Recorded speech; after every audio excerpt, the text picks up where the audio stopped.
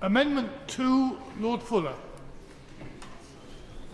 My Lords, it's a pleasure to lead this group and present my own amendments 2, 3, 18, 19 and the associated report requirement in 13. And I also rise to speak for amendments 6 and 22 in the name of my noble friend Lord McKinley. Now, my amendments are superficially similar, but they contain important differences identified in the explanatory statements. Now, both are designed to make these proposals consistent with the wider canon of the existing tax system, reducing confusion and improving long-term confidence in the whole idea of doing the right thing, saving for your future and reducing the reliance on the state in later life. Now, Amendment 2 and the reflecting one 18 for the Mirror for Northern Ireland addresses the ability for employees to carry forward unused entitlements. It's entirely consistent with the 3-year rule that already applies to pension contributions, of which more later.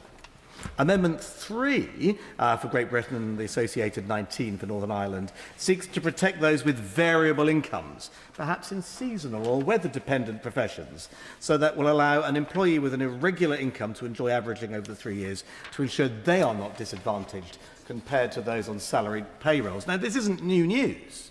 The principle of averaging is already established as part of the tax system. Just look at farmers and market gardeners. So once more, my amendments seek to apply consistency across the entirety of this tax system and also within Great Britain and Northern Ireland.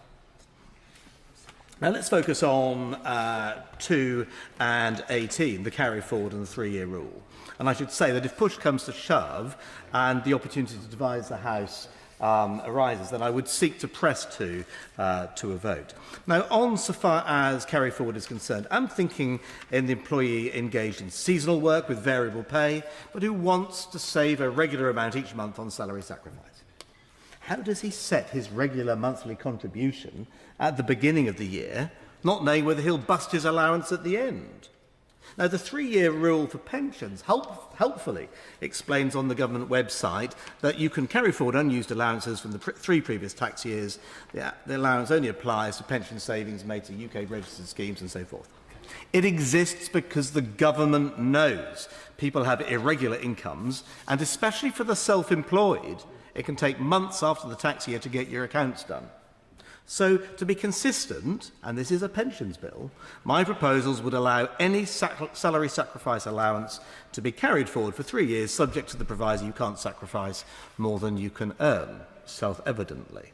And frankly, it's as simple as that.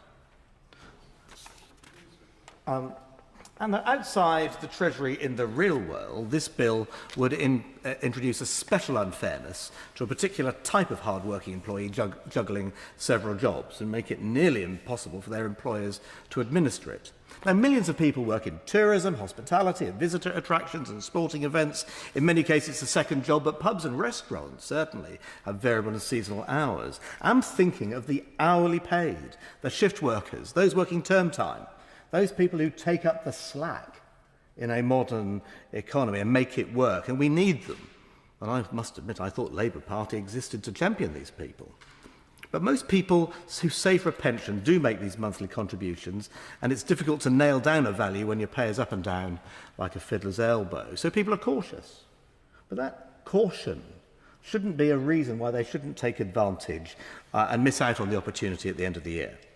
So whether you're a civil servant or an ice cream seller, the ability to take advantage of salary sacrifice should be equally available to one and all. Otherwise, we discriminate those at the bottom of the salary range who are striving the hardest. And this is why I seek to remedy through these amendments. And whilst I have you, it's also important for those people who move between jobs. Moving between jobs is part of a thriving economy. It provides for labour market liquidity and allows trade to respond to changing circumstances. So let's not make it even harder by adding another bureaucratic friction to the labour market, damaging incentives and adding complexity, making it harder for people to do the right thing. This is the risk that this bill brings to the table.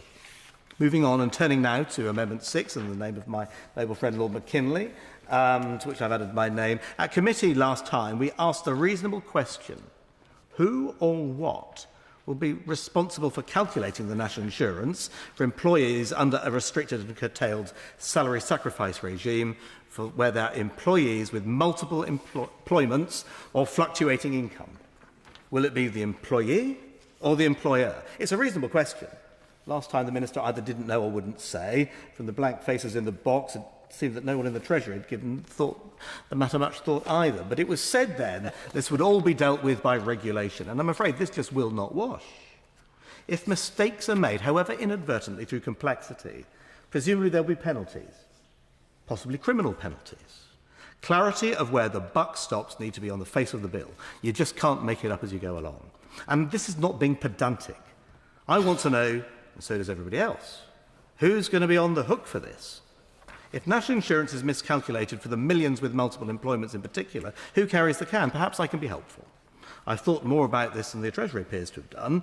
Look, it can't be the employee who calculates this. They don't do the payroll arithmetic or manage PAYE with the complexities of class 1, 2, 4, upper and lower earnings limits and other thresholds. That much is clear. Nowadays, it's so complicated, you can only do it with specialist software. And you can't expect employees to have that.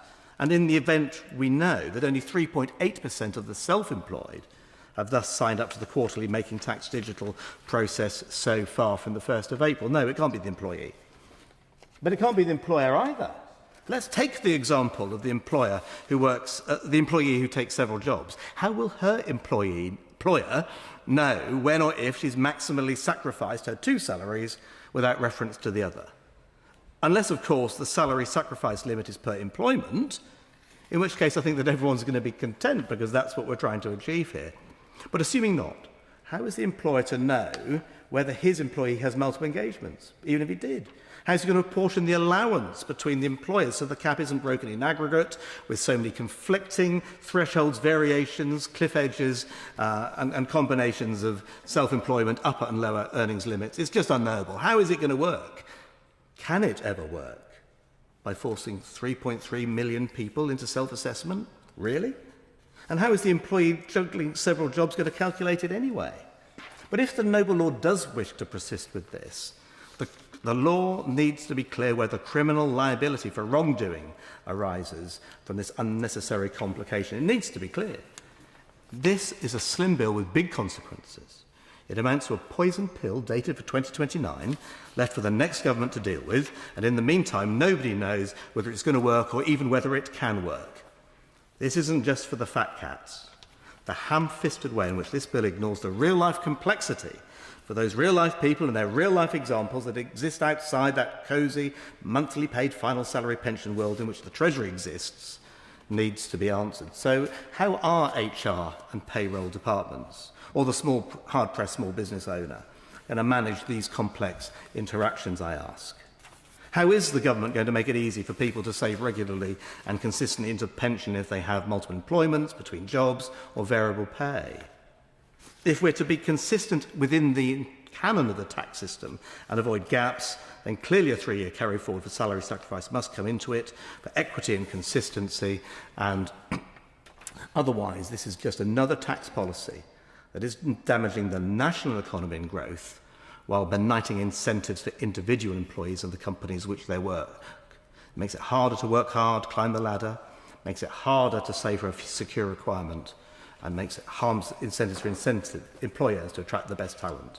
It's the worst possible message at the worst possible time. I beg to move. Amendment proposed, clause 1, page 2, line 14, at end, insert the words on a marshalled list. My Lords, I'm very pleased to support my noble friend, Lord Fuller, who has similarly reciprocated his enthusiasm for one of my amendments. But quite a few things